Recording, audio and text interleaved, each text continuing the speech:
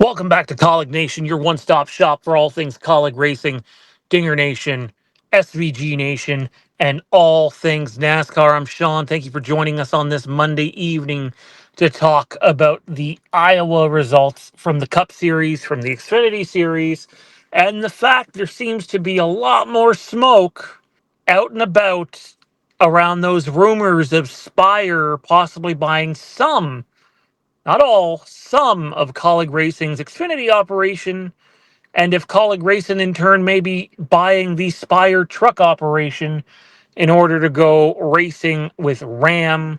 More on that shortly. I want to apologize for any audio qualities there might be, or audio issues there might be, rather, during this video due to where I have to record. We got a ton of work happening in the area, so apologies for that. Big shout out to our channel sponsors, Lynn over at SVG Nation on Facebook, Alex over at Dingernation on Facebook. Thank you to all of our patrons that support the channel on the level that you do. We appreciate you. We deliver content each and every week over at patreon.com/Kaulignation. We talk Kaulig Racing. We talk Trackhouse. We have the Kaulig and Trackhouse Nation podcast and all things NASCAR over there, including a ton of NASCAR 25 content that will be coming to the channel and Patreon soon enough. All right, so let's dive into this. First up, we have Iowa. Let's start with Iowa, and then we'll make our way to the rumor mill, because it seems like every video we do now is focusing on the rumor mill in some way, shape, and or form. I want to start with Kaulig Racing, and then we'll move over to SVG. Ty Dillon had an okay race going. He found himself riding in the 20s and was riding along decently well, and then he got wrecked, which was very unfortunate. It seemed like Gilliland may have gotten into him, and that was basically the end of Ty's day, finishing 35th. Wanted so much more out of that Seabest car, which looked fan-friggin-tastic, by the way. Love that paint scheme. Love the paint schemes they continue to bring to the track. I prefer the black and red from the beginning of the year, but that shrimp scheme looked badass out there this weekend. Also, let's take a look at AJ Allmendinger. AJ Allmendinger qualified in the top 10, ran all of stage one in the top 10, got caught during the SVG spin caution with much of the rest of the field going a lap down. And we'll touch on SVG's issues here momentarily. But, not only did I want more out of AJ this weekend and Kaulig, I think AJ wanted more. It's easy to blame it on bad luck, and there's certainly some bad luck involved over these last 10 races. There's more bad luck than anyone probably cares to admit.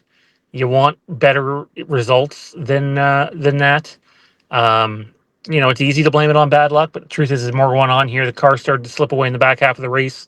I know AJ has grown increasingly frustrated with an inability to keep up with the racetrack, it seems like, during some of these races, and whether it's losing spots on pit road or losing spots because of bad luck or bad strategy or bad changes to the car or driver error, you name it, and they've done it over this last 10 race stretch, which has taken them out of playoff contention for points. And realistically, they only have two more shots to make the playoffs, and that's winning at Watkins Glen, which I do not expect. But I do think they'll be competitive, if they can drive more than 3 laps without the car failing, and the possibility of Daytona, which I never rule AJ out at.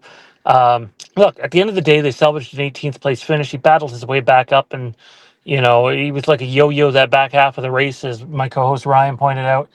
You still want more than 18th place. And 18th place isn't a terrible finish. And at the end of the day, it's improved results at Iowa. At the end of the day, you hope maybe what they found at North Wilkesboro that Mike Cook spoke about with us earlier in the year, that maybe this is the beginning of them improving their short track program. They were certainly way more competitive this past weekend than in weekends past on the short track. And, you just hope that something comes of that. On to Watkins Glen, and we will see what they have there. On the Xfinity side, all 3 Xfinity cars showed up with speed. Not race-winning speed, but all 3 had top 10 speed. I'd argue Carson Hocevar had top 5 speed. Now, I know Hocevar said it was a one-off and likely won't do it again. I'm going to say don't count your chickens before they hatch there, because there's clearly something going on with Spire and Kaulig that we'll get to here towards the end of the video. But look, at the end of the day, Hocevar finishes 6th. I think Eckes finished 8th. Dye was involved in a wreck, unfortunately, but all 3 cars were top 10 worthy. When's the last time you could say that? Yes, the tire test helped them this past weekend, on the Xfinity circuit, but at the end of the day, Hocevar clearly got way more out of that 11 car than what they've been getting for the last 2 seasons. And it's easy to say, oh, it's all tire test, but look, there's a massive driver talent difference between Carson Hocevar and Josh Williams. We'll see what ends up happening this weekend at Watkins Glen, where we will talk about the driver that's going to drive the 11 there shortly. But honestly, a much better showing from the Xfinity program. And, I'm pleased to see it. SVG this past weekend at Iowa, he had some speed in practice. Practice seemed to be going okay for him. He was better than I thought he would be. That's for sure. And then, for me anyways, like, he practiced good, showed a lot of speed. And in the race, he seemed to be doing okay early, but look, you're taking your driver out of the race when their brake bias is failing on them at a track like this, 5 laps into the race, when the device fails on them and SVG can no longer control it. Now, I don't know if it came back to him later in the race, but I believe that's the second or third time this year that they've had the brake bias be an issue to where they don't get something done. Obviously, SVG ended up spinning later on and having quite a bit of damage to the back of the car. Car was never the same after that. Ended up finishing 31st. But I would argue SVG was taken out of the game right away the second that brake bias was screwed. Again, I don't know if it ended up coming back later in the race. You got to have your equipment last longer than 5 laps, or you're taking your driver out of it. It's not fair to him.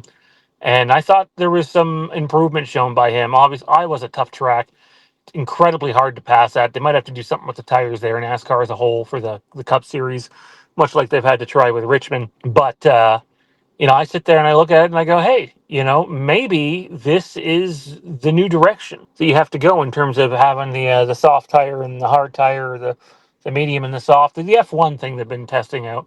They might need to do that at Iowa too, because passing was damn near impossible. But I don't hold yesterday on SVG. Unfortunately, the Trackhouse equipment let them down. Last but not least, there seems to be more smoke to that fire, if there is a fire, behind the rumors of Kaulig going truck racing with Ram and Spire going Xfinity racing.